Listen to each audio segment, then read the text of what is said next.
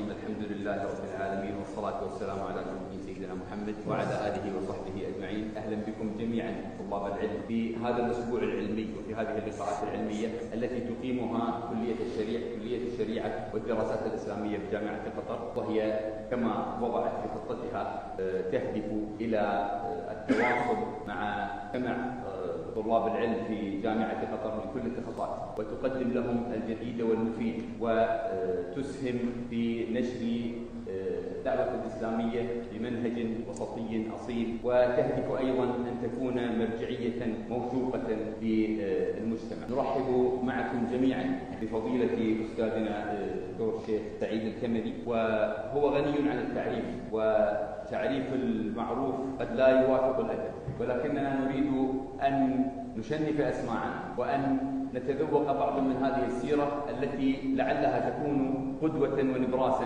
لطلاب العلم في هذه الكلية وفي هذه الجامعة. فضيلة الشيخ سعيد بن محمد الكملي هو فقيه ومحدث وداعية إسلامي وأستاذ جامعي من المغرب الشقيق.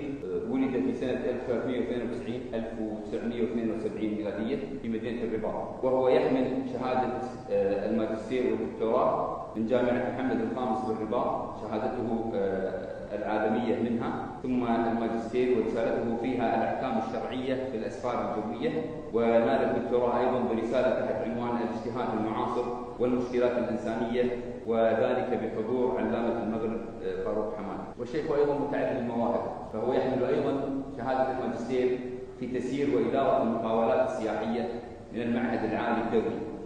وهذا التنوع كما عهدناه يعطي أفقا واسعا للعالم، ويعطيه نظرة فاحصة على الواقع، وبالتالي يجعل فتاواه ويجعل آراءه ويجعل تدريسه ودعوته أقرب إلى واقع الناس. الشيخ حفظه الله بالقرآن، فقد حفظ القرآن في صغره وتلقى القراءات على مشايخ المغرب وأجيز في القراءات العشر، وحفظ كذلك العديد من المتون في النحو والصرف والبلاغة والفقه والحديث والقراءات والمنطق والأدب، وتتلمذ على ثلة من علماء المغرب، ويقوم بالتدريس في جامعة محمد الخامس بالرباط بكلية الآداب والعلوم الإنسانية شعبة الدراسات الإسلامية، وله دروسه في الفقه والحديث والمواريث والنحو والأصول والأدب، وهو يشرف أيضا على تفسير الإمام مالك رضي الله عنه بمسجد السنة بالرباط، ويشرح فيه موطأ الإمام مالك. لا أريد أن أخذ وقتكم وأترك المجال لفضيلة الشيخ، فقد جاءت هذه الجموع لتسعد بكلام. الله فيكم. بسم الله الرحمن الرحيم. الحمد لله رب العالمين، والصلاة والسلام على أشرف الأنبياء والمرسلين سيدنا محمد وعلى آله وأصحابه أجمعين. جزا الله أخانا الشيخ الدكتور إبراهيم الأنصاري على مقدمته هذه التي وددت لو اختصرت وحذف منها ما لا حاجة منه، لكن نسأل الله أن يحقق له نيته. إلا أني أجد نفسي مضطرا لتبيين أني لما لست الآن في الجامعة. أنا الجامعة هذه غادرتها منذ سنين طويلة، وهذه قضية الماستر في التسيير هذه شوية تحدث تشويشا عند، لكنها صحيحة. والموضوع الذي اقترح الحديث عنه في هذه الليلة هو ما سمعتم من الحديث عن الوقت وأهميته عند طالب العلم وضرورة الاهتمام به واستثماره. الوقت ملخص شأنه مع المسلمين عموما ومع طلبة العلم خصوصا. أجده مذكورا في قول ذلك الذي قال: والوقت أنفس ما عنيت بحفظه وأراه أسهل ما عليك يضيع.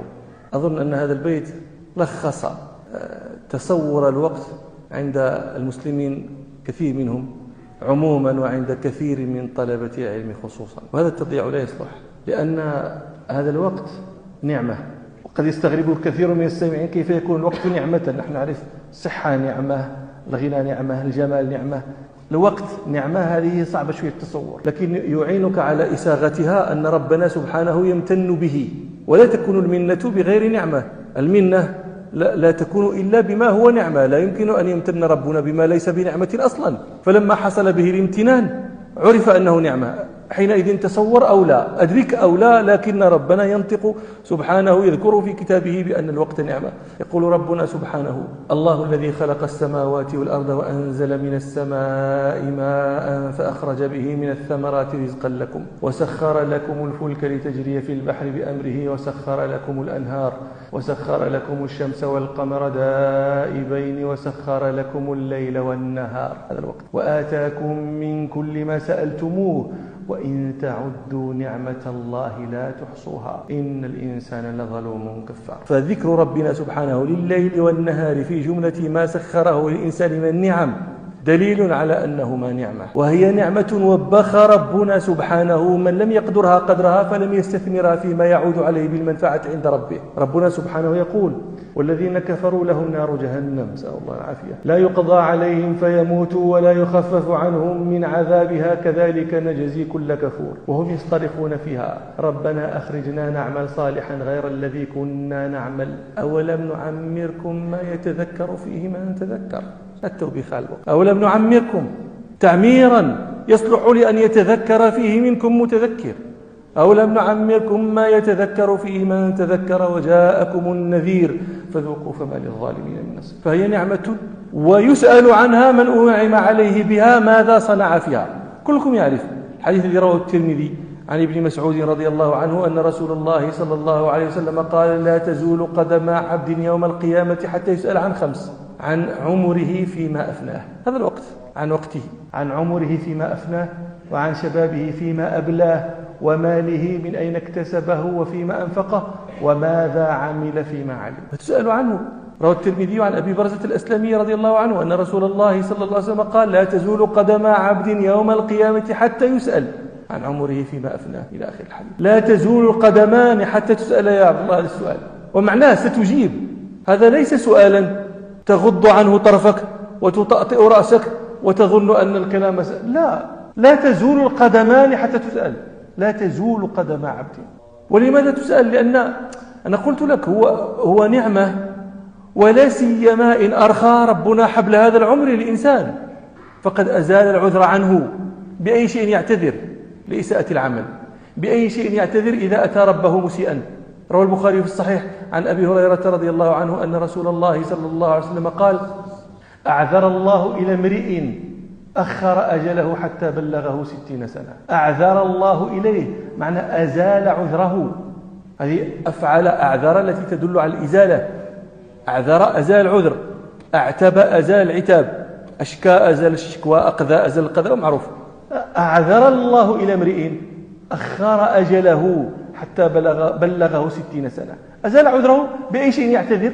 كيف تجي خالي الوفاق ما في صحيفتك ما يسرك وأنت قد بلغت 60 سنة؟ ما عندك عذر. أما من استثمر هذا الوقت فيقل من يكون خير منه. روى الترمذي عن عبد الله بن بسر رضي الله عنه أن أعرابيا سأل رسول الله صلى الله عليه وسلم فقال: يا رسول الله من خير الناس؟ فقال صلى الله عليه وسلم: من طال عمره وحسن عمله. طال عمره، طال وقته، واستثمر هذا الوقت في حسن العمل، هذا خيركم.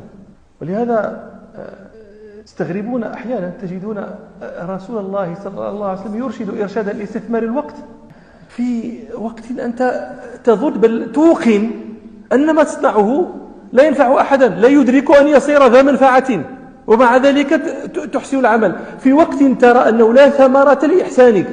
وأنا أشير إلى الحديث الذي رواه الترمذي عن أبي هريرة رضي الله عنه الذي رواه أحمد عن أنس رضي الله عنه أن رسول الله صلى الله عليه وسلم قال: إذا قامت الساعة وفي يد أحدكم فسيلة فإن استطاع أن لا تقوم حتى يغرسها فليفعل. الأمر أجل من أن يغرس فسيلة. لا تقوم الساعة لأي شيء يغرس الفسيلة. هذه فسيلة لا تدرك أن تصير شيئا.